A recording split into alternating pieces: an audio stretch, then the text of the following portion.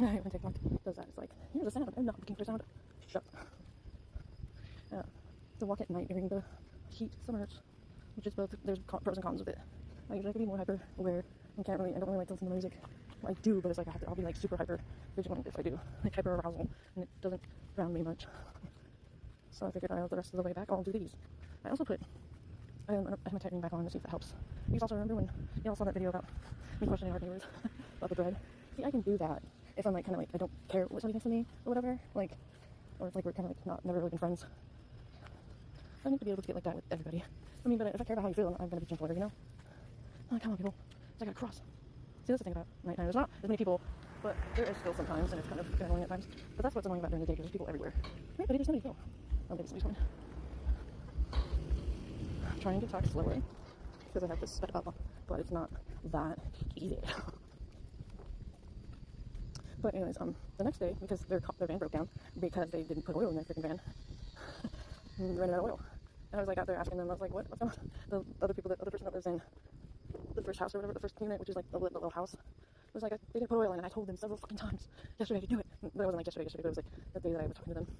I told them several times, I drove it all the way to here, to this place, and without it, and it just wouldn't listen, even the fuckers that live with them. So they have extra people living with them, and they're the ones who probably put the bread on there, because that never happened before, until those other weirdos moved in with them. And now I don't know how many dogs they have, but yeah, I think they have like at least 4 or 5. But, yeah, I don't know if they still talk to them, but maybe not. I don't see them around them anymore. But you guys like seeing that shit out loud in front of them. Like, I guess some people just they don't have the common sense or the whatever, like, you can tell them, and they still sit there derping. Like, I don't know, I guess, whatever. Play stupid games, win stupid prizes. That's my way of saying, you sow what you reap. You reap what you sow. Whatever the fuck that, yeah. Do no harm but take no shit. That's another motto I like. It seems extra quiet down here. It's creeping me out.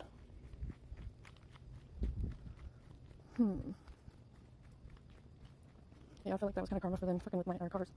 Is that now theirs doesn't work, and it never will again, because once you do that, fuck the engine up.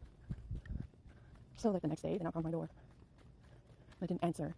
They knock again, and I said out loud, "You really have the fucking audacity to knock on my fucking door after you fucking put bread on my fucking car?" Absolutely not. And they stopped knocking, and they never knock again, and they never have since. Like, hell no. I mean, God, they also like put either dog poop or like I think it could have been like wet cat or dog food outside. Big ass beetles. There's big beetles that I walk by. Gotta be careful because I might trip on something over here. And it was like right on the corner, almost like too close to our freaking door. My mom took a picture of it. She came home. I think it was like Sunday night. She was like, "Did you see that out there?" I'm like, "No." She's like, "I think they put dog shit out there." And I was like, "Oh my god."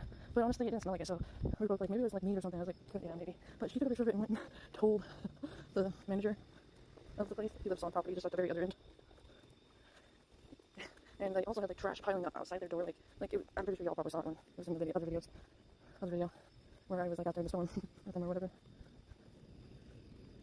But, and so like, he went and told them that they had to pick that up and all the trash, and so they did. And the other bitch that lives there with them, she's the one that walks the dogs and stuff all the time. But she was like, she gave my mom a dirty look. Her mom's like, "Oh yeah, right." She was like, "Fucking bitch, dirty look." Like, yeah. Like, if you can't be respectful of other people, why are you gonna get mad at them for reporting you, you know? My mom's not a fucking Karen, she's like, far from it. She's only gonna fucking say something to somebody if you're being a fucking dick and disrespectful. And it takes her a while to get fed up with that shit, so the fact that she did that does not make her a Karen. In fact, it makes them the Karens, because they're the dicks, thinking the whole world revolves around them. So yeah, I don't know if I told y'all, we went and looked at that place, like, last week, but we're like, no, we're not gonna get it, because, like, it's just, for one, they require a deposit. Now, the deposit, like, it should be similar to where we live. It should be all utilities paid, because the way these slumlords, man. I met one of the tenants there, though, and he was, like, telling me about different things, like how it's really run.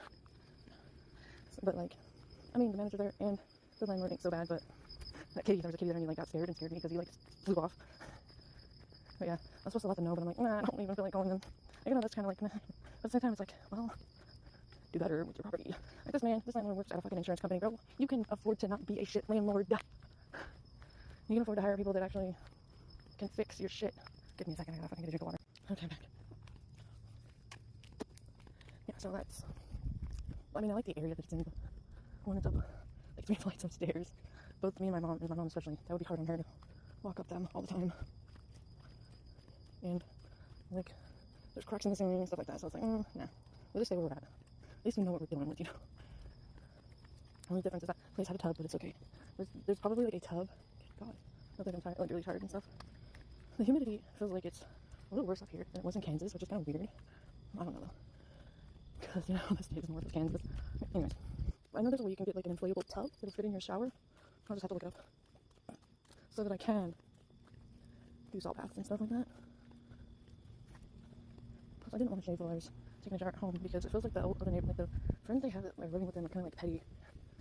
I mean, it's also because there's probably more people there, but when you're taking a shower and somebody like runs the water in their apartment or flushes the toilet, the water temperature changes, and it's like one of those apartment buildings.